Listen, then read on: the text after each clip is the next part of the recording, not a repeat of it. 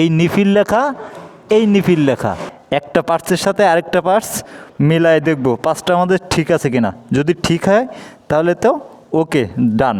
তো চলো, bike ready, let's go. আপনি যদি শোরুমের থেকে নতুন একটা বাইক বা গাড়ি ক্রয় করেন আর সেই বাইকটার পার্টস যদি নষ্ট হয়, সর্বপ্রথম আপনার বাইকে থাকা যে পার্টসটা নষ্ট হয়েছে ওই পার্টসটা আপনি আগে খুলবেন, ওই পার্টসটা সঙ্গে করে নিয়ে যাবেন। আপনি দোকানে গিয়ে বললেন আপনার একটা ক্লাচ প্লেট দেন, দোকানদার কিন্তু আপনার দিয়ে দেবে একটা। আপনি তারে প্রশ্ন করবেন, ভাই এটা কি অরিজিনাল না ডুপ্লিকেট? দোকানদার কিন্তু আপনারা বলবেন, ভাই এটা অরিজিনাল।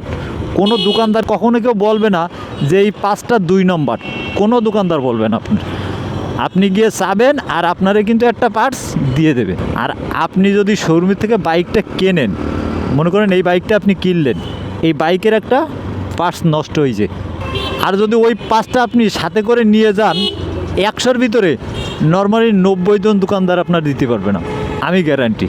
তাহলে সর্বপ্রথম হবে আপনার ওই বাইকের পার্টসটা খুলে নিয়ে পার্টস কিনতে যাওয়া।